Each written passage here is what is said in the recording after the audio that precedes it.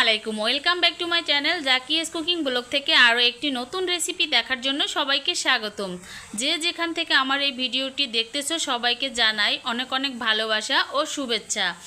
আচ্ছা, আমার মতো খাঁটি ভর্তা প্রেমী আর কে কে আছো বলো তো, যাদের পাতে একদলা ভর্তা হলে আর কিছুই লাগে না।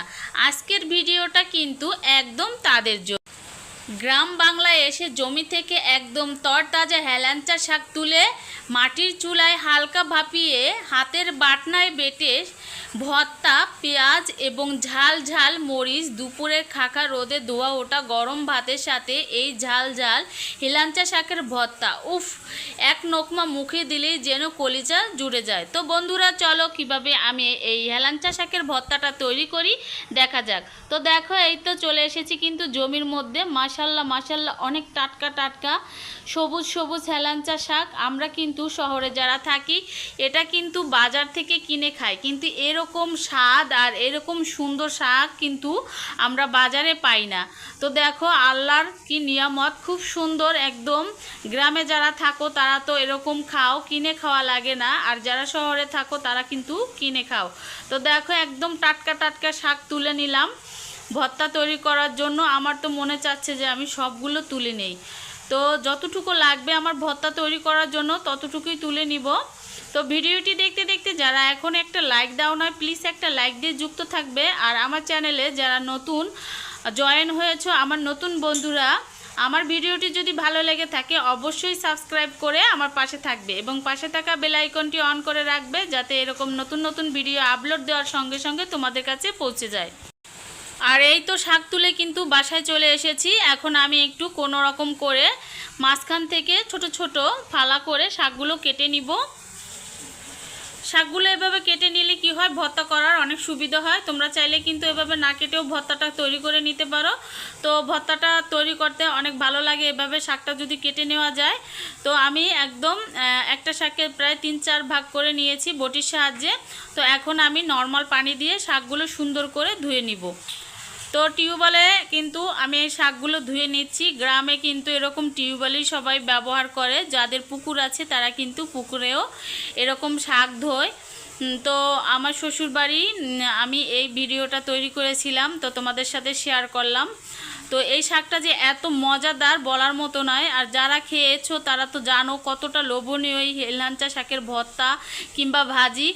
তো আমি আজকে তোমাদের সাথে শেয়ার করব ভর্তা। তো কিভাবে এই ঝাল ঝাল ভর্তা মাটির চুলায় তৈরি করি, চলো বন্ধুরা। তো দেখো, এদিকে কিন্তু ভর্তা তৈরি করার জন্য বেশি করে কাঁচা মরিচ নিয়েছি আর নিয়েছি পেঁয়াজ।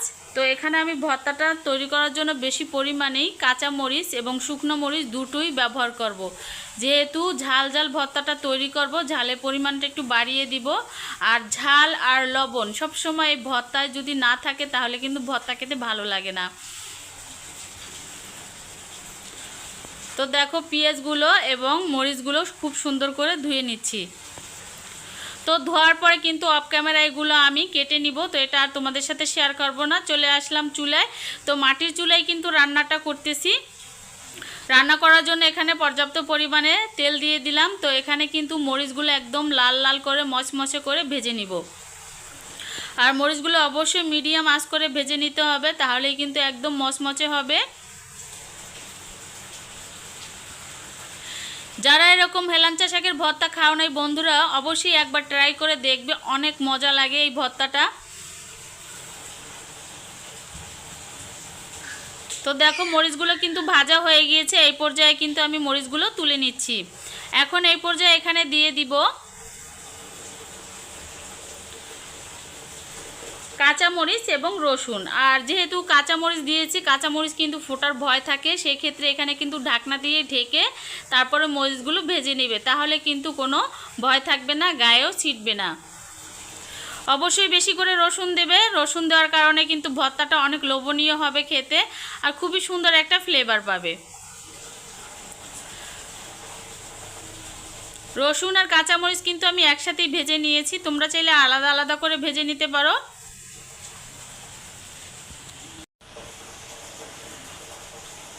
তো তো খুব সহজেই কিন্তু এই ভর্তাগুলো তৈরি করে নেওয়া যায়। তো দেখো মরিচ এবং রসুনগুলো ভাজা হয়ে গিয়েছে। এখন এই পর্যায়ে আমি পেঁয়াজগুলো ভেজে নিব। পেঁয়াজগুলো হালকা করে ভেজে নিব।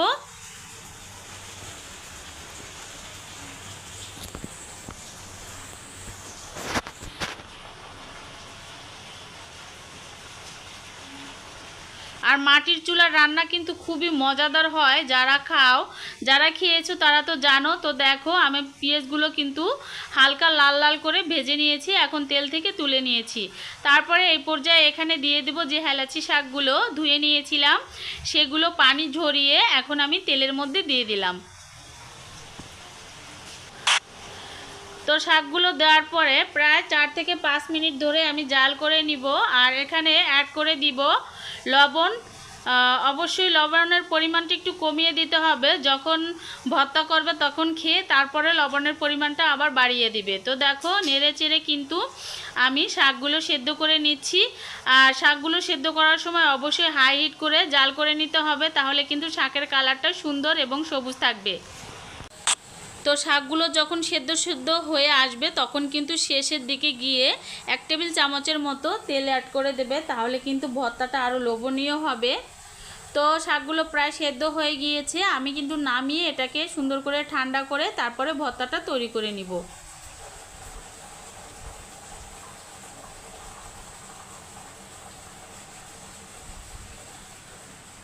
তো এই পর্যায়ে শাকগুলো আমি নামিয়ে নিলাম এবং ভর্তা তৈরি করার জন্য এখানে আমি বাটনা ব্যবহার করব। তোমরা চাইলে শিলপাটায় বেটে নিতে পারো। তো দেখো এখানে শুকনো মরিচ দিয়ে দিলাম আর আধা চা চামচের মতো লবণ দিয়ে দিলাম। যেহেতু আমি শাকটা লবণ দিয়ে সেদ্ধ করেছি, এই পর্যায়ে এখানে লবণের পরিমাণটা অবশ্যই কমিয়ে দিবে, যদি লাগে তাহলে খেয়ে তারপরে দিবে। তো দেখো লবণ এবং মরিচগুলো বাটনায় আমি সুন্দর করে গুঁড়ি করে নিলাম। এ পর্যায়ে এখানে দিয়ে দিলাম কাঁচামরিচ ভাজা, রসুন ভাজা, এগুলো আবারও বাটনায় বেটে নিচ্ছি।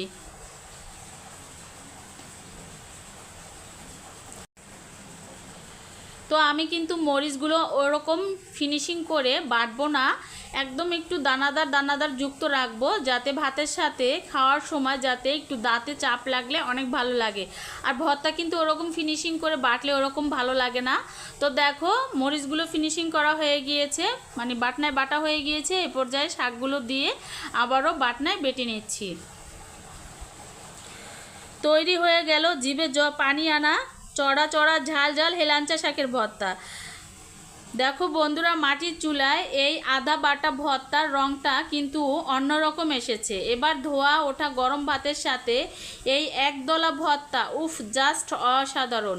দুপুরের তপ্ত রোদে ক্ষুধা মেটাতে আর মন শান্ত করতে এমন এক প্লেট তৃপ্তি কোনো বিকল্প হয় না। প্রথম লোকমাটাই মুখে দিলে মনে হবে গ্রামের মাটির আসল সুখ। তো দেখো আমার ভর্তাটা কিন্তু তৈরি করা হয়ে গিয়েছে। তো একটা বাটির মধ্যে তুলে নিয়েছি ভর্তাটা, আর উপর দিয়ে কিছু শুকনো মরিচ ভেঙে দিয়েছি আর বেরেস্তা দিয়েছি দেখার সৌন্দর্য বাড়ার জন্য। তো তোমরা আর দেরি না করে এভাবে বাড়ির সবাইকে চমকে দাও বানিয়ে ভর্তাটা। ভিডিওটি ভালো লাগলে লাইক, কমেন্ট আর সাবস্ক্রাইব করতে ভুলবে না। আজ এই পর্যন্ত, সবাই ভালো থাকো। আল্লাহ হাফেজ, আসসালামু আলাইকুম।